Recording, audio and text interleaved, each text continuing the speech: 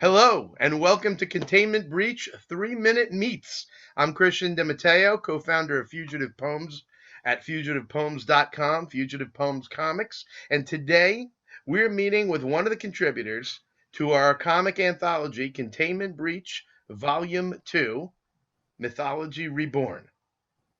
And today we have with us Pierre Roset. How are you, Pierre? Hi everyone, I'm good. How are you? I'm doing very well. I can hear my kids screaming in the background because that's how professional business is done in a pandemic.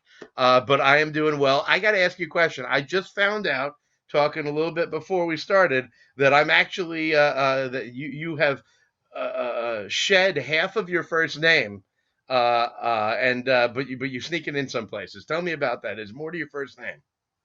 Yeah, actually, a lot of French people have, I think it's called a particle first name, but basically it's like Jean-Louis or Jean-Luc or whatever. Like you take two first names, you stick them together, you put a dash in the middle. My first name is Pierre Alain. And I learned very early on, I mean, I was probably 14 or 15 on some sort of trip that every time I said Pierre Alain, people did not understand what I was saying. First of all, because I mean, I didn't have a great elocution, and the sound un doesn't really exist in English. So all people were always asking me to repeat my first name, and they were saying Pierre Alain or Pierre Alain or whatever. And I was like, you know what? I'm moving to the United States. I'm just gonna, cut that part off and get called Pierre. And I've grown used to it, and I'm just known as Pierre, and it's all good. But if you sign something, what do you sneak in there? Actually, yeah, when I sign my drawings, I sign PA because I was looking for kind of a fun signature for my drawings, and I was drawing the P as a little like circle and the A as a triangle, and I put the two together, and it kind of looked like a little tree and a little mountain next to each other. I thought that looked kind of interesting, so I'm like, you know what? I'm just gonna use that as my signature whenever I sign my drawings, which I still forget to do sometimes. So now, which you shouldn't forget. So now, when you see a Pierre Rosette and you see that triangle in there, you're going to know what it really is, the secret half of his first name.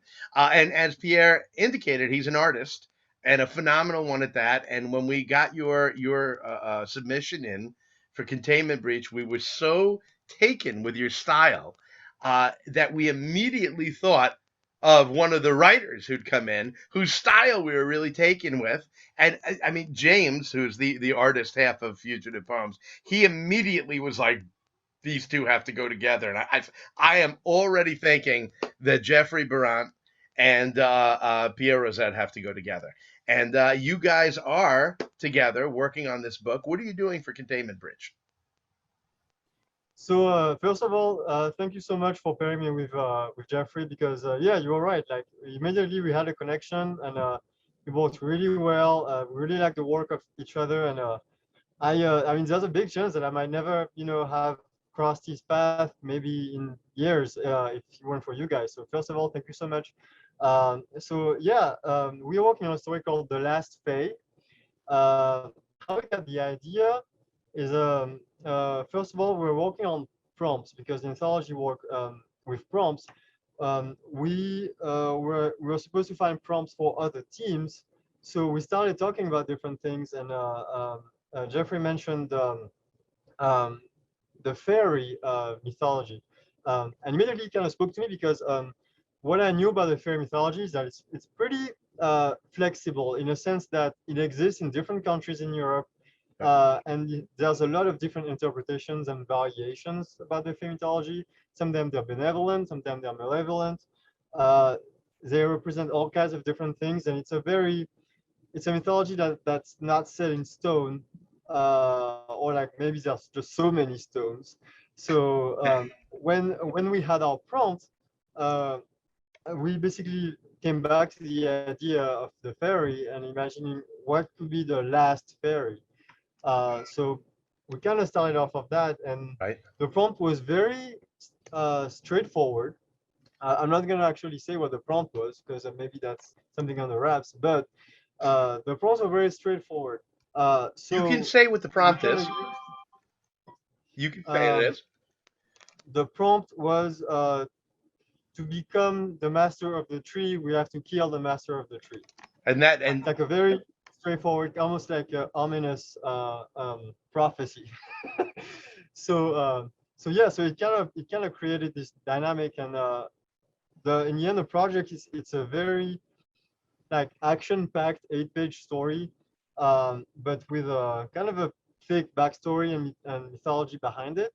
And we took the fairy mythology and kind of mixed it with cyberpunk and mixed it with some like classic duels, and the whole thing has a very classical comics vibe, like from the 60s 70s way of telling stories. uh, a little bit grand and very uh, I don't know, kind of has that classical fantasy vibe with it, which I think is pretty cool. and what you're doing with it, the art you're doing with it is incredible. Just the thumbs were great. Jeffrey and I talked a bit about the background of fairies. Funny, you talked about stones, and stones are actually very important to fairy mythology, where little tributes are put up to them with stones, and they'll mark things with stones in a lot of Celtic mythology. It is so rife with ideas. There's so many things about fairy mythology and not a lot of people think about. And you guys really zeroed in on some really cool aspects. And I'm not gonna say any more than this, but there's a character who is described as being David Bowie like, and I mean, right there is a total win. I'm in immediately when I hear that. Pierre, what you guys have come up with and what you're doing with it. Pierre posted on Twitter the other day a look at Kwaku, the main character. What's your Twitter handle?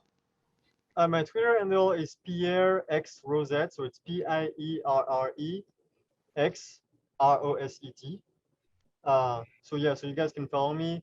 Again, my Instagram is p.roset.com. So I also use Instagram to post some drawings. But yeah, I posted a few sneak peeks. There's a lot of my favorite images and favorite panels that are in spoiler territory, so I'm not super inclined to post them. But yeah, it is. Yeah, I've had some fun drawing this thing for now. Like it's pretty fun, and also I've recently switched to digital drawing, and I'm still in a way in a long process of adapting what I do traditionally with a tablet, and I'm still in that excitement of it doesn't work exactly the same way. So I'm trying to find solution to emulate some of the things I do traditionally, and even though it kind of sounds frustrating, it's actually stimulating to kind of embrace this kind of like challenges. I could say limitations, but actually the reason I switched to digital is to have less limitations. But still, some things are don't translate the same way. So I'm trying to find ways to um, to use that differently. And sometimes you kind of create new visual techniques and things because you have to find them on the spot. Uh, Right. yeah, so that was so I'm still doing that while I'm working on this comic. And like every comic I do, I'm trying to not have the same exact production method as my previous comic. I'm always trying to experiment with a bit of new things and adapt to the story. That's one of the things that so impressed us about your portfolio. Did you say what your website was yet? No, my website is pierreroset.com. So You, Pierreroset.com. you have to go to pierrerosette.com. There's a treasure trove of art there. And what you're saying about trying to do the production differently every time, oh my gosh, we were flabbergasted by the variety of style, all done with great facility. On your website. I mean, you're an incredibly talented artist. I cannot wait to see what the story is going to look like, and I'm just so really excited. Let me ask you a question. If right now someone gave you all the money and all the time to be living your dream life, what would one day of it look like? Uh, I would probably now not wake up in the middle of a city. I'd probably wake up like somewhere kind of remote, like on a lake or mountain or in front of a mountain or something, and I would sip coffee and I would listen to podcasts about art and video games and news and that type of nerdy things. And I would probably start drawing by 11 in the morning until until I'd say 5. And yeah, then I would spend the rest of my evening either just walking around like beautiful landscapes and um, just keep doing nerdy things like watching movies and reading comic books and playing fighting games because I love playing fighting games. So yeah, that's like so far that's kind of how I imagine what my perfect life would be, even if I would have a ton of money. You're waking up just a little bit too early for me, but otherwise I'm with you.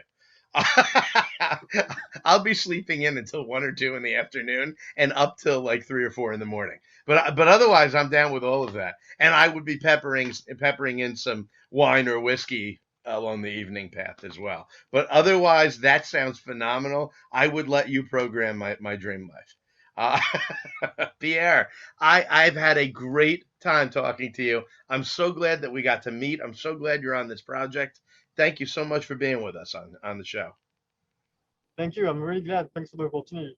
Absolutely. I can't wait to see what you guys do. Ladies and gentlemen, Containment Breach Volume 2 is coming to Kickstarter in the fall. A puppy is going to be a book you're going to be able to hold in your hands, and in that book is going to be the incredible art of so many great artists, including Pierre Roset, and you're going to want that.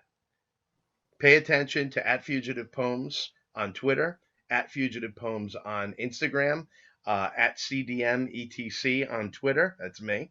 And go to fugitivepoems.com, subscribe so you get the blog updates and all the information. There's so much happening at Fugitive Poems. We've got incredible people that we're working with, like Pierre, that we're so honored to have. We're Fugitive Poems, and we make comics.